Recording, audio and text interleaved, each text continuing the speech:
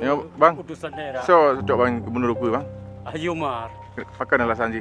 Alasan ji orang ji cocok untuk memperjuangkan rakyat Aceh. Contohnya waktu dia menjabat sebagai anggota Dewan Daerah, dia membantu rakyat Aceh dari yang kesakitan di luar daerah, contohnya Malaysia. Itu aja. Ya, Jude. Menurut bang, Ronto cocok yang jadi Gubernur Luku bang. Mualim, Mutakir Manaf. Alasan ji bukan bang? Alasan ji katanya jeroh, katanya tidak Panglima dan Haru Gubernur untuk Aceh dan kesehatan rakyat Aceh. Bagainya adalah ke mendu. Katanya yang bertanggung jawab katanya ada Aceh. Tapi, Bang, menurut Ron Luku so cocok calon Gubernur Aceh bang. Pilihan Ron so yang cocok.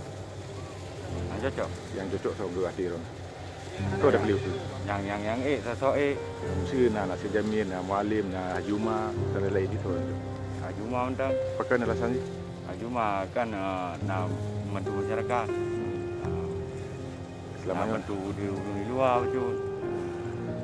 Jadi harapan ji lagi ya. Ya. beliau buka apa undang? Menurut Ron Luku so cocok je Gubernur Aceh. Gubernur Aceh, sosok jalan. Kan yang nak bati Ron tu kira.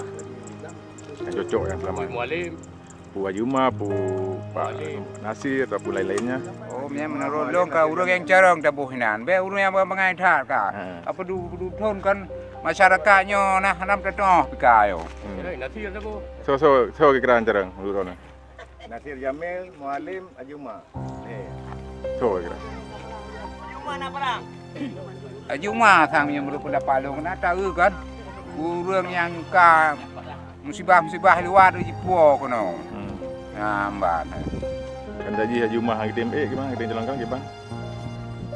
Ni hari TMA yang ke. Acara lain. Urang yang pemimpin kabinet tu dah Aceh.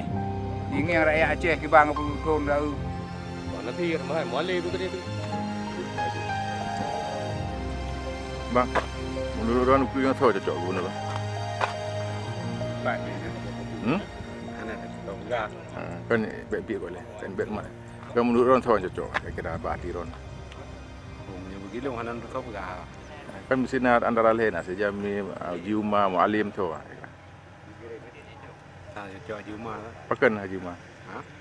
Alasan ji. Dengan kan nyan bah tu deh daripada orangnya. Pada ada di antara lehernya berarti lagi Mualim nam dah terus di kinerja. Haji Umar. Haji Umar nah di baju. Nak gimana?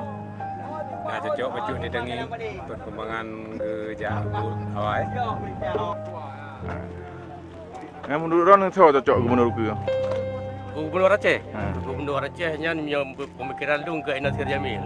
Alasan ji? Alasan ji Nasir Jamil kan kait doa dalam persoalan krisis pemerintah Aceh. Kait doa situasi Jakarta kiban Jakartanya ipengat Aceh. Karena Aceh kait pengat di Jakarta 75 tahun ka. Ke Lesurau. 75 tahun kait pengat. Belum telah mai 15 tahun Aceh kosong tu.